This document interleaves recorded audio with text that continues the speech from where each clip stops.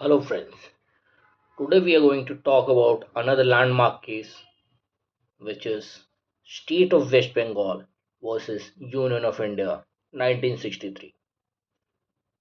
The case of State of West Bengal versus Union of India is a landmark judgment that defined the relationship between the center and the state under the Indian Constitution. It mainly dealt with the federal structure of India and clarified whether a state can challenge a central law made by parliament. Facts of the case. So here's what happened. The parliament passed the Coal Bearing Areas Acquisition and Development Act of 1957. Under this act, the union government could acquire land in any state for mining, coal and related purposes. Now, the state of West Bengal objected to this. They said, "This land belongs to us in the state government, and parliament cannot acquire state owned property without our consent." So basically, West Bengal filed a case against the Union of India, arguing that central law was unconstitutional and violated the federal spirit of the constitution. Issues before the court were, the main questions were, can Parliament acquire state owned property without the state's consent? Is the Indian Constitution truly federal, meaning both center and states are coordinate and independent in their spheres? Can a state sue the Union of India in the Supreme Court under Article 131? Whether the Coal Bearing Act 1957 was valid under the Constitution?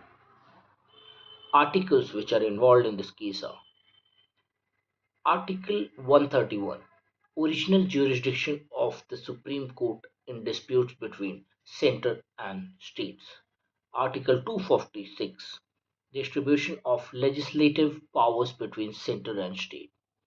Entry 51 of List 1 of Union List, Schedule 6. Regulation and development of mines and minerals. Article 294 and 295, succession to property and assets after independence. Doctrines and principles which were discussed in this case were doctrine of federal supremacy. When there is a conflict between the state and center, the union law prevails. Quasi federal structure. The constitution is not purely federal but quasi federal, meaning the center has more power. Doctrine of pith and substance. The court looked at the true nature of and purpose of the law, that is, it was about national resources, not state property rights. So the judgment of the Supreme Court ruled in favor of the Union of India. It held that the Parliament has the power to make laws for acquisition of property even if the property belonged to the state.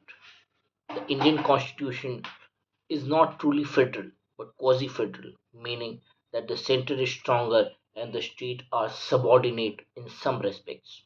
The Coal Bearing Areas Act of 1957 was valid and constitutional. The states do not have sovereignty. Sovereignty lies with the union. Both center and state derive their powers from the same constitution. Now let's see why this case is so important. The judgment is very important because it clearly established that India is not a federation like the USA but a union of states, strengthened the central government's authority in matters of national importance, clarified that states are not independent entities, they cannot resist or override parliament's will on union subjects, reinforced the supremacy of parliament and the integrated nature of the Indian constitution. The court famously said that the Indian constitution is not a federal compact between sovereign states but a constitution of a single nation. So, in conclusion, we can say State of West Bengal versus Union of India established that India's federalism is unique. It's a union with a strong center. The judgment laid the foundation for later cases like SR Bommai 1994, which further balanced center state relations. The case remains crucial for understanding how federalism in India is cooperative but not equal, and that the ultimate sovereignty rests with the Union. Thank you. If you want more videos like this, please share and subscribe. Thank you.